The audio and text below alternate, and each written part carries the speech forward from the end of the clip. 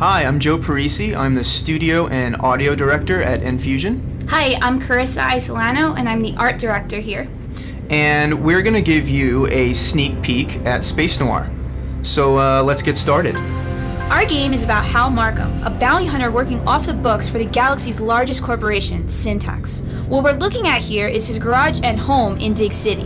There's a lot to do here, but we're going to cover that another time. Yeah, so let's jump right into the action. What we're about to show is pre-alpha, so a lot may change or is work in progress. We're always trying to improve the game, so a lot may change for release. This is a side quest where we've been hired to defend a black market dealer's ship depot until he can defend it himself. This is more on the lighter action side and not so much the heavier noir story elements that are in the game, which we haven't really shown yet, but that's not too far off. If you look in the top left corner, you can see our comlink for the game. Our comlink is where we display information such as different characters, different story objectives, or even just pieces of the environment that we want to show the player. What are you talking about? Where we are right now is on the surface of Argana, which is the blizzardy snow planet of our game. Our game has surface and space missions, so we're going to show you our surface mission today. Yeah, and what's really cool is as you play through the game, you'll be doing certain missions that will actually change the environment, and that will continue to be around when you come back and do later side quests and stuff like that. So it looks like we're almost at our objective here, that blue exclamation mark in the distance. Enemies.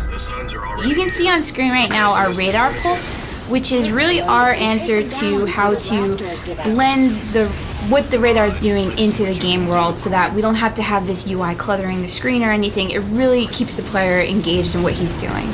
Yeah, we have these really huge environments and it really helps to navigate. You can see how nimble the ship is. We have it barrel rolling, doing 180s. It's really important for our game that not only you have strong offensive abilities, but really strong defensive abilities as well. We want lots of evasive maneuvers and being able to outmaneuver your opponents as opposed to just having stronger weapons. Going along with our minimalist HUD that we have for the game, one of the really cool features is that we actually display the health of the player on his ship, which is those nice little red pipes that are in the back. And as the player takes damage, you can actually watch those drain, which is really cool. We also have a reticle that doubles as your primary, secondary, and utility display for information. So each piece of the reticle represents your blasters, your missiles, or your utility. Yeah, and of course, we're just showing blasters and missiles right now, but there's an entire arsenal you can equip. You can equip 2 weapons at any time, plus a third utility, which we'll give you an example of a little later, and they are all fully upgradable. And what's a cool thing about our upgrade system is it doesn't just increase the stats. Once you get a weapon or utility to a certain level, basically a new version of it appears. Like for the blasters, you'll gain some extra blasters, and for the missiles, you can lock onto multiple enemies and fire at the same time. So stuff like that is really cool. And it's not just weapons and utilities. You can upgrade your hull, your thrusters, change the paint job, all kinds of stuff you can do. Something that's really important for us with our art style was really pushing everything over the top. Our explosions, if we made them and we liked them, we'd make them 3 times bigger. Our blaster feedback is really big. You get a lot of feedback in our game, and it keeps the game really exciting. Yeah, I really like the way when you see it splashes off the mountains and different objects and stuff. It's awesome. So it looks like some new powerful enemies have appeared, these big guys over here. They're not as easy as the grunts. You have to take out their weak points. So as we get close, it's time to whip out our utility, and boom, cloaked. The turrets lose track of me, and I can attack at will without having to worry about taking any more fire. Until, the cloak wears off, of course. And we've got a bunch of other utilities that do other exciting things like that. One of the cool things about the game is depending how you outfit your ship before you enter into a mission, it totally changes how you would approach handling certain enemies and situations.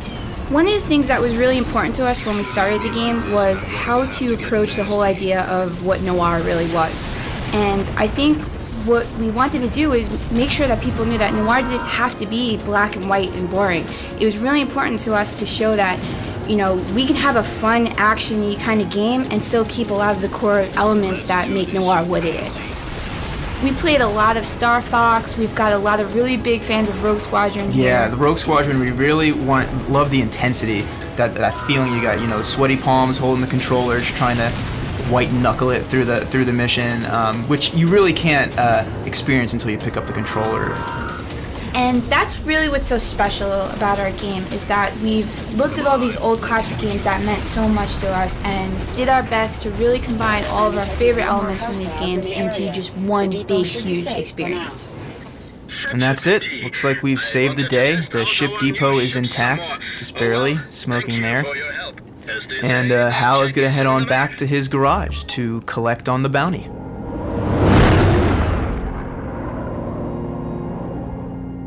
Alright guys, thanks for watching this sneak peek at a side mission from Space Noir. And hopefully you guys are excited to see more of what we're working on soon.